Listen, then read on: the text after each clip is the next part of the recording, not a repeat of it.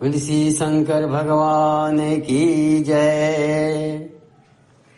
श्री माता पार्वती की जय। श्री जगत जननी माता भवानी दुर्गा महारानी की जय।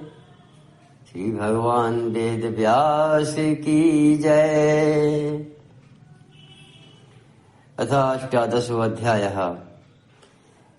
पाप भार से व्यथित पृथ्वी का देवलोक जाना, इंद्र का देवताओं और पृथ्वी के साथ ब्रह्मलोक जाना, ब्रह्मा जी का पृथ्वी तथा इंद्र आदि देवताओं सहित विष्णु लोक जाकर विष्णु की स्तुति करना, विष्णु द्वारा अपने को भगवती के अधीन बताना। व्यास जी बोले, हे राजन सुनिए, अब मैं श्री कृष्ण के महान चरित्र, उनके अवतार के कारण और भगवती के अद्भुत चरित्र का वर्णन करूंगा। एक समय की बात है, पापियों के भार से व्यथित अत्यधिक कृष्ण दीन तथा भयभीत पृथ्वी गौ का रूप धारण करके रोती हुई स्वर्गलोक गई।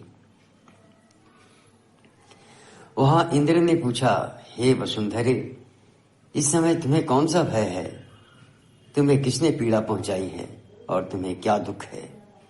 यह सुनकर पृथ्वी ने कहा, हे देवेश, यदि आप पूछ ही रहे हैं तो मेरा सारा दुख सुन लीजिए। हे मानद, मैं भार से दबी हुई हूं।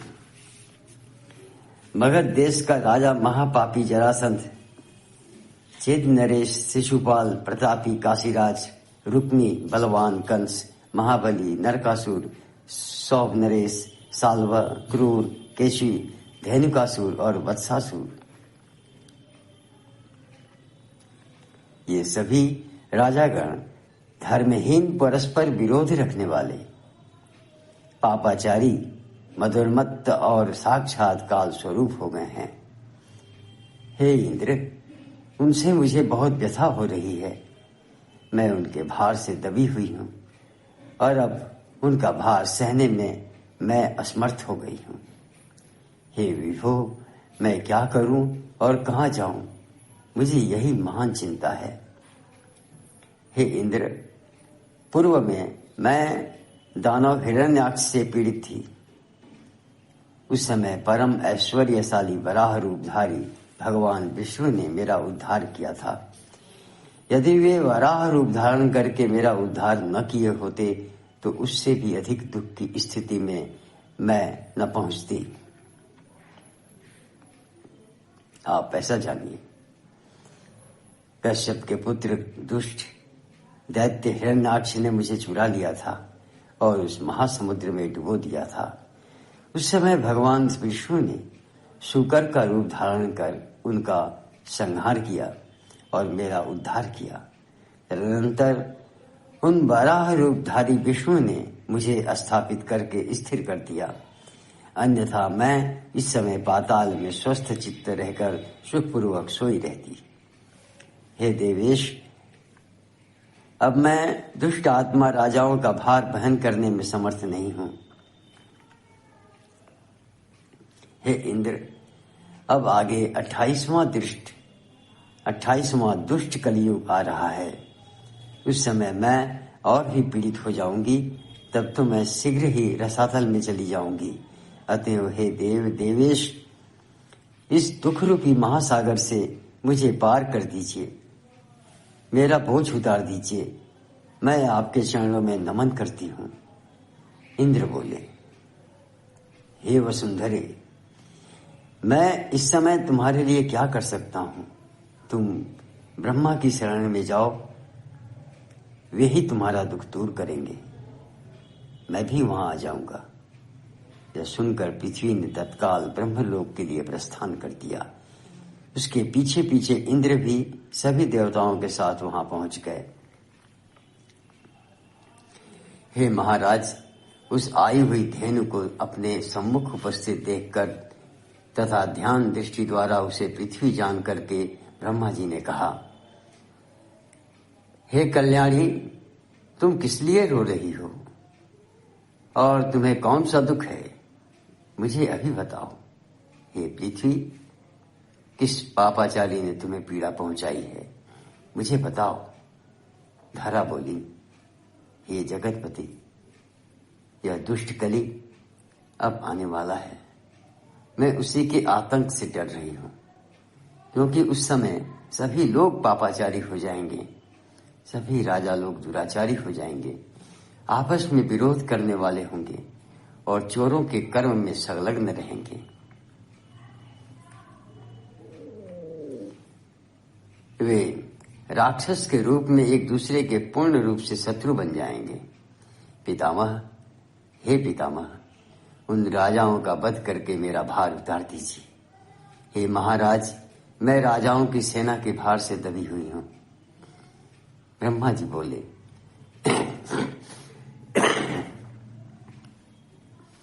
हे देवी, तुम्हारा भार उतारने में मैं सर्वथा समर्थ नहीं हूं। अब हम दोनों चक्रधारी देवादिदेव भगवान विष्णु के धाम चलते हैं। वे जनार्दन तुम्हारा भार अवश्य उतार देंगे। मैंने पहले से ही भली भांति विचार करके तुम्हारा कार्य करने की योजना बनाई है। उन्होंने इंद्र से कहा, हे सूर्यश्रेष्ठ, जहां पर भगवान जनार्दन विद्यमान है, अब आप वहीं पर चलें। व्यास जी बोले, ऐसा कहकर वे वेदकर्ता चतुर्मुख ब्रह्मा जी हंस पर आरूढ़ हुए और देवताओं तथा गोरूप धारिणी पृथ्वी को साथ में लेकर विष्णु लोक के लिए प्रस्थित हो गए। वहां पहुंचकर भक्ति से परिपूर्ण हृदय वाले ब्रह्मा जी वेद वाक्यों से उनकी स्तुति करने लगे। ब्रह्मा जी बोले, आप हजारों मस्तकों वाले, हजार नेत्र वाले और हजार पैरों वाले हैं। आप देवताओं के भी आदिदेव तथा सनातन वेद पुरुष हैं। हे विभो, हे रमापति, हे भूतकाल, भविष्यकाल तथा वर्तमान काल का जो भी हमारा अमरत्व है, उसे आपने ही हमें प्रदान किया है। आपकी इतनी बड़ी महिमा है कि उसे त्रिलोकी में कौन नहीं जानता। आप ही सृष्टि करने वाले, पालन करने वाले और संहार करने वाले हैं। आप सर्वव्यापी और सर्वशक्ति संपन्न हैं। व्यास जी बोले, इस प्रकार स्तुति करने पर पवित्र हृदय वाले वे गरुड़ध्वज भगवान विष्णु प्रसन्न हो गए और उन्होंने ब्रह्मा आदि देवताओं को अपने दर्शन दिए। प्रसन्न मुखमंडल वाले भगवान विष्णु ने देवताओं का स्वागत किया और विस्तार पूर्वक उनके आगमन का कारण पूछा। तदनंतर पद्मयोनि ब्रह्मा जी ने उन्हें प्रणाम करने के उपरांत पृथ्वी के दुख का स्मरण करते हुए उनसे कहा, हे विष्णु, हे जनार्दन, अब पृथ्वी का भार दूर कर देना आपका कर्तव्य है। अतः हे दयानिधि, द्वापर का अंतिम समय उपस्थित होने पर आप पृथ्वी पर अवतार लेकर दुष्ट राजाओं को मारकर पृथ्वी का भार उतार दीजिए। विष्णु बोले, इस विषय में मैं यानी विष्णु, ब्रह्मा, शंकर, इंद्र, अग्नि, यम, त्वष्टा, सूर्य और वरुण कोई भी स्वतंत्र नहीं है। यह संपूर्ण चराचर जगत जोग माया के अधीन रहता है। ब्रह्मा से लेकर तृण पर्यंत सब कुछ सात्विक, राजस, तामस गुणों के सूत्रों द्वारा उन्हीं में गुथा हुआ है। ये सुव्रत, वे हितकारिणी भगवती सर्वप्रथम स्वेच्छापूर्वक जैसा करना चाहती हैं वैसा ही करती हैं। हम लोग भी सदा उनके ही अधीन रहते हैं। अब आप लोग स्वयं अपनी बुद्धि से विचार करें कि यदि मैं स्वतंत्र होता तो महासमुद्र में मत्स्य और कच्छप रूपधारी क्यों बनता? तिर्यक योनियों में कौन सा भोग प्राप्त होता है, क्या जस मिलता है, कौन सा सुख होता है और कौन सा पुण्य प्राप्त होता है। इस प्रकार क्षुद्र योनियों में जन्म लेने वाले मुझ विष्णु को क्या फल मिला? यदि मैं स्वतंत्र होता तो शूकर, नृसिंह और वामन क्यों बनता? इसी प्रकार हे पितामह, मैं जमदग्नि पुत्र यानी परशुराम के रूप में उत्पन्न क्यों होता? इस भूतल पर मैं क्षत्रियों के संहार जैसा नृशंस कर्म क्यों करता और उनके रुधिर से समस्त सरोवरों को क्यों भर डालता? उस समय मैं जमदग्नि पुत्र परशुराम के रूप में जन्म लेकर एक श्रेष्ठ ब्राह्मण होकर भी युद्ध में क्षत्रियों का संहार क्यों करता और घोर निर्दयी बनकर गर्भस्थ शिशुओं तक को भला क्यों मारता। हे देवेंद्र, राम का अवतार लेकर मुझे डंडक वन में पैदल विचरण करना पड़ा, गेरुआ वस्त्र धारण करना पड़ा और जटा बल कलधारी बनना पड़ा। उस निर्जन वन में असहाय रहते हुए तथा पास में बिना किसी भोज्य सामग्री के ही निर्लज्ज होकर आखेट करते हुए मैं इधर उधर भटकता रहा। उस समय माया से आच्छादित रहने के कारण मैं उस मायावी स्वर्ण मृग को नहीं पहचान सका और जानकी को पर्णकुटी में छोड़कर उस मृग के पीछे पीछे निकल पड़ा। मेरे बहुत मना करने पर भी प्राकृत गुणों से मुक्त होने के कारण लक्ष्मण भी उस सीता को छोड़कर मेरे पद चिन्हों का अनुसरण करते हुए वहां से निकल पड़े। तदनंतर कपट स्वभाव राक्षस रावण ने भिक्षुक का रूप धारण करके शोक से व्याकुल जानकी का तत्काल अपहरण कर लिया। तब दुख से व्याकुल होकर मैं वन वन भटकता हुआ रोता रहा और अपना कार्य सिद्ध करने के लिए मैंने सुग्रीव से मित्रता की। मैंने अन्याय पूर्वक बाली का वध किया तथा उसे शाप से मुक्ति दिलाई और उसके बाद वानरों को अपना सहायक बनाकर लंका की ओर प्रस्थान किया। वहां युद्ध में मैं तथा मेरा छोटा भाई लक्ष्मण दोनों ही नागपाशों से बांध लिए गए।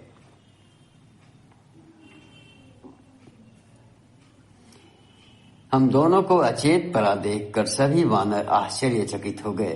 तब गरुड़ ने आकर हम दोनों भाइयों को छुड़ाया। उस समय मुझे महान चिंता होने लगी कि दैव अब न जाने क्या करेगा। राज्य छिन गया, वन में वास करना पड़ा, पिता की मृत्यु हो गई और प्रिय सीता हर ली गई। युद्ध कष्ट दे ही रहा है, अब आगे दैव न जाने क्या करेगा। हे देवतागण, सर्वप्रथम दुख तो मुझ राज्य विहीन का वनवास हुआ।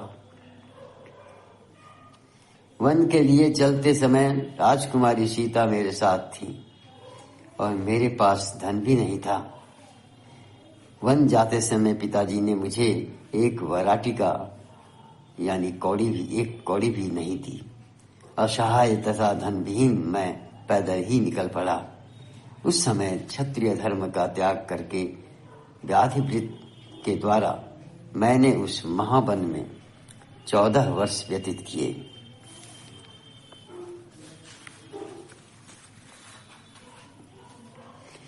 तदनंतर भाग्यवश युद्ध में मुझे विजय प्राप्त हुई और वह महान असुर रावण मारा गया। इसके बाद मैं सीता को ले आया और मुझे अयोध्या फिर से प्राप्त हो गई। इस प्रकार जब मुझे संपूर्ण राज्य मिल गया, तब कौशल देश पर अधिष्ठित रहते हुए मैंने वहां पर कुछ वर्षों तक सांसारिक सुख का भोग किया। इस प्रकार पूर्व काल में जब मुझे राज्य प्राप्त हो गया, तब मैंने लोक निंदा के भय से वन में सीता का परित्याग कर दिया। इसके बाद मुझे पुनः पत्नी वियोग से होने वाला दुख भयंकर प्राप्त हुआ। वह धरा नंदिनी सीता पृथ्वी को भेद कर पाताल में चली गई। इस प्रकार रामावतार में भी मैं परतंत्र होकर निरंतर दुख पाता रहा। तब भला दूसरा कौन स्वतंत्र हो सकता है। तत्पश्चात काल के वशीभूत होकर मुझे अपने भाइयों के साथ स्वर्ग जाना पड़ा। अतः कोई भी विद्वान पराधीन व्यक्ति की क्या बात करेगा। हे कमलोद्भव, आप यह जान लीजिए कि जैसे मैं परतंत्र हूं, वैसे ही आप शंकर तथा अन्य सभी बड़े बड़े देवता भी निश्चित रूप से परतंत्र हैं। श्रीमद्देवी भागवते महापुराणे अष्टादश सहस्रायाम संहितायाम चतुर्थ स्कंधे ब्रह्मांडम प्रति विष्णुवाक्यम नामाष्टदशो अध्यायः। बोलिए श्री शंकर भगवान की जय, श्री माता पार्वती की जय, श्री जगत जननी माता भवानी दुर्गा महारानी की जय, श्री भगवान वेद व्यास की जय।